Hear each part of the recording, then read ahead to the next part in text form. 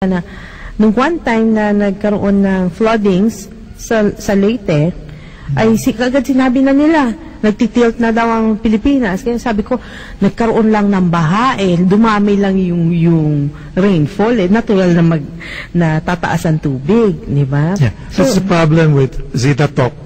A lot of the topics that they are discussing is actually negative and doomsday scenario. So, the feeling of the people reading or listening to them is fearful of what's going to happen. Kaya... And fearful is one energy that you feel that is acceptable or nice to the dark forces. Okay. Yeah. So in other words, the more you fear, the dark side likes it better. The more you fear, kasi it's yung fear ang gusto nila no? Kaya nga ito, kaya inuumpisa natin, marami nag-ano. Kasi sabi ko sa kanila, kapag nag-earthquake, kapag nagkakaroon ng calamities, lahat ang dapat natin gagawin lang, simple lang.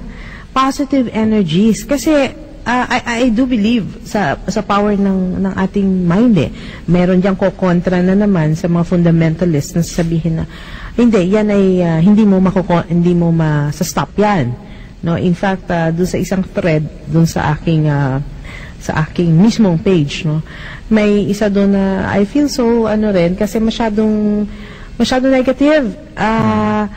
Sinabi ko na may earthquakes and let us tame the energies, no, tulong-tulong tayo mag-tame. Sagot niya, natural phenomenon, you cannot stop that. Yes. No? In the context, yes, but we can make it a little, yung para magsesettle yung energies. Mitigate. Or calm the energies. Yan. Balik tayo sa usaping Nibiru. Pero kasi, alam mo, ang tao, ang thought nila ang iniisip nila, Nibiru, the planet X, isinasama kasi lagi yan yung sa sinasabi daw, no, na kasi ang Biblia nasa state nasa book daw ng Revelations or basta sa isang na merong 2 suns, no, na magkakaroon ng or 2 suns or 2 moons, basta ganun, dalawa na kesyo gagalaw ang Earth, mag-move, parang ang nagsasuggest ng polar shift, di ba? Ngayon, kaya nagkakaroon ng idea dun sa polar shift na yon.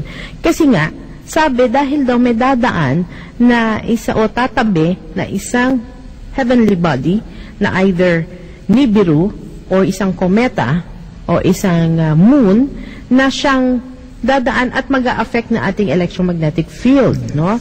Tapos, may sinasabi na magkakaroon tayo ng alignment, tapos dadaan pa itong isang to. So, magkakaroon ng pag-move ng ating mundo.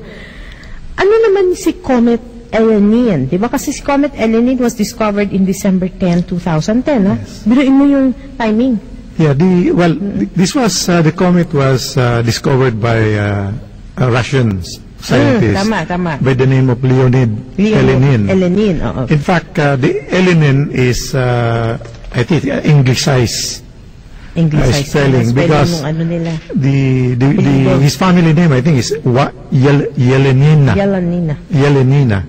So it has been Englishized, so some people are using it to relate it to 9/11. Kasi kung baliktadin mo yung Elenin, it's 9/11. 9/11 is 9/11. That's one interpretation. And the other one is that ELE is an extension level, an acronym for extension level event, and NIN is Nibiru in November. Ang daming daming interpretation. Lahat naman yata nilalagyan ng ng meaning. So ano doon ng totoo? I'd like to go back first to Nibiru. Nibiru. Tayo. Zachariah Sitchin, in one of his interviews with a reporter from New York Times, before he died last year, he said that what he said was that the last time that Nibiru left Earth was at 550 BC. So if Nibiru, which is supposedly to have an orbit of 3,600 years or 3,600 years, if you take into consideration that 2,010 years are already passed and 550. So that's only 2,560 years. That means that it will still take a few hundred years or 1,000 years before it comes back.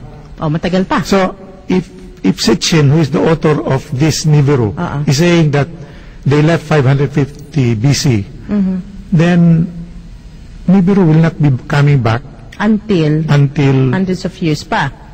1300. Around 1300. Tagal pa yun, Tagal pa yun. And then, Planet X is related to the discovery actually of Uranus and Neptune. Because, yes, yung dalawang gas giants.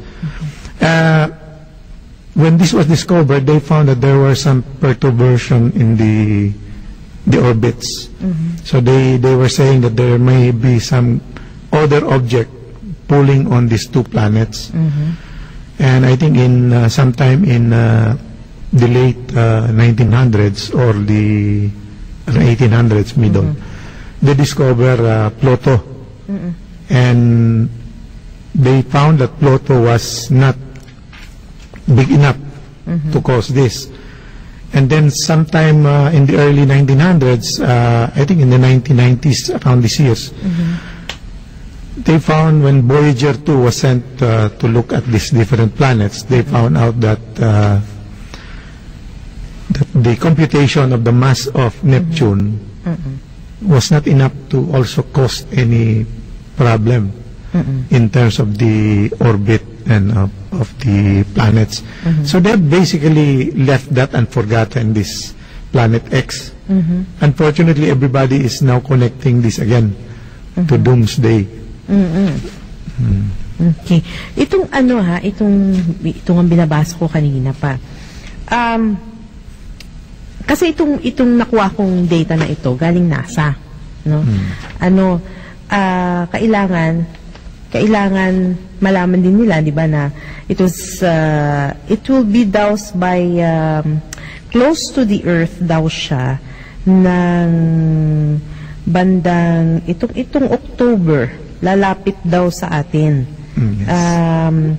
That's Comet Elenin. Elenin, oo. Kasi ito nga marami nagsasabi kaya nga which is which Kasi yung Nibiru, tapos itong Elenin, what happens kasi daw, ito si Don Yeomans of NASA's Near Earth Object Program Office, no, ng NASA. So ito yung nagmamanman ng mga objects, heavenly bodies na lumalapit sa Earth.